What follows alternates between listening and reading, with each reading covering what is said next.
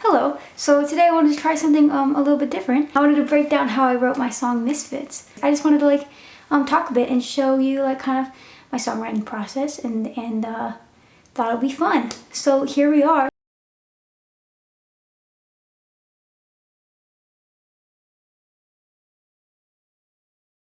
Let's see, so I wrote this song. I actually didn't write the date down, which is unfortunate, but I know that it was sometime, I'm pretty sure it was in 8th grade, and I was in science class, and I had a paper, a notebook paper that I was supposed to probably be using for science or something, but instead I started writing the verse for Misfits, which is the beginning part. Don't talk to me, I need to be by myself. I keep myself company, and I don't need nobody else. Everything makes me so angry, sometimes I can't even breathe. And I don't have nobody else that can keep me company. When I first wrote it, I don't think I really was thinking of a subject of the entire song. I didn't know the subject of the song was going to be about misfits. I just kind of started writing. Maybe I was in a bad mood or something, and then I was writing, don't talk to me, I need to be by myself. Then the part, the world is drowning out around me. Everybody's drowning, but I can still breathe. And that part when I said everybody's drowning, but I can still breathe, I was like, ooh, that. I think that kind of started something, because it's it's showing that I'm different somehow. And so I think I started building off of that. And the next part is the rap part. And actually, originally when I wrote this song, I didn't have a rap part. And it was also before I really was adding raps to songs. I think I was a little bit. But for my original songs, I didn't really do that yet. I added a rap last year for the AGT version, because when I performed on AGT, I wanted to have a rap in there. The rap part goes like this. So it's after. But they don't ask. Hear them talking behind my back. If they are trying to be quiet, try a bit harder than that. They probably do it on purpose, talk as loud as they can, but my ears can hear them even if I cover them with my hands.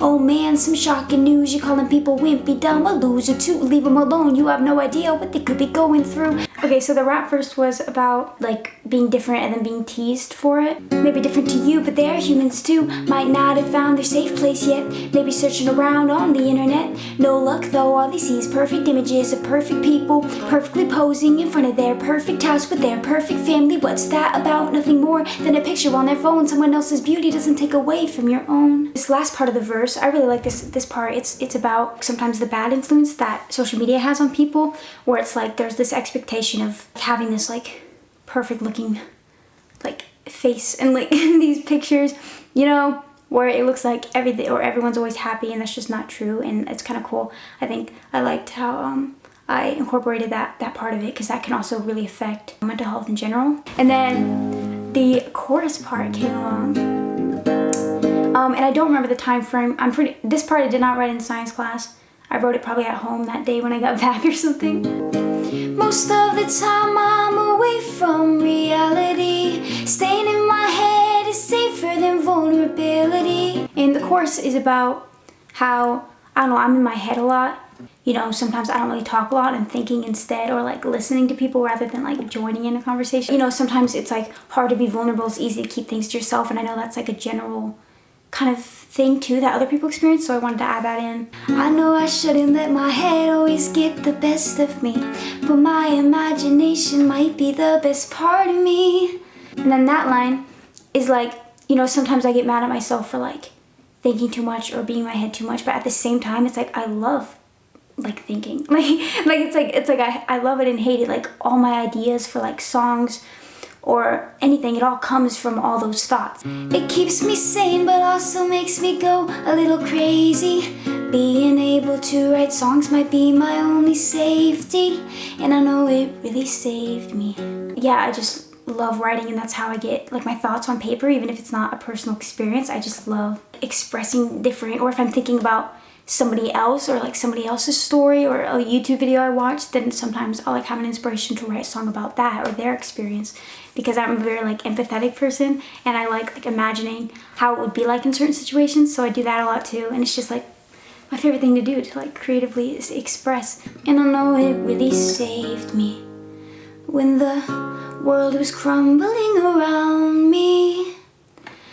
Everybody's falling, but I am flying. Makes me feel like I'm superhuman. I might just be that, 'cause misfits have some powers that are really pretty rad.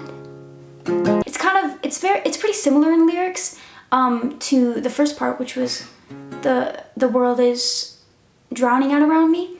Everybody's drowning, but I can still breathe. It's kind of like the same thing, like everybody's falling, but I'm flying. But for the last verse, it's all that changes really is the thought process with what is happening. So in the beginning, it was like, the world is drowning out around me, everybody's drowning, but I can still breathe. And then they thought of that as like a bad thing because they're like different than everybody else. But in the last part, they're saying everybody's falling, but I'm flying. And then that becomes a good thing. Like that means they're superhuman, they have something different, and that's a good, like on both like ways they're thinking they're different, but in the second part it's just the way that they're thinking about that they're different. It's like the second time it's a positive thinking.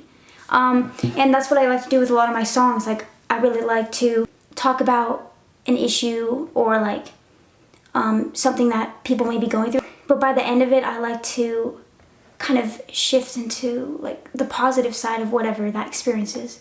And really the only thing that I'm changing is usually the thought process, not the actual experience, because sometimes you can't control experiences, because you can't change experiences, but you can definitely change how you think about experiences or how you respond to things. And that's what, I don't know if that makes any sense. So yeah, in the end they just realize, or I'm saying they, but I mean but it's also like kind of an anthem song for, I guess, all people who feel like misfits. I might just be that, 'cause misfits have some powers that are really pretty rad. Yeah, and the last line just ties it in. Misfits have some powers that are pretty rad. So turns the differences into a superpower. So that's Misfits. And tell me if you want me to do more videos like this. And also, I think one time it would be fun to like, I don't know, maybe like write a song with you and like actually like show you. Or like, I don't know, tell me what you think of that idea. Thank you for watching. Make sure to subscribe if you enjoyed the video. That would be cool. And also like the video. Cool. I'll see you next time. Bye.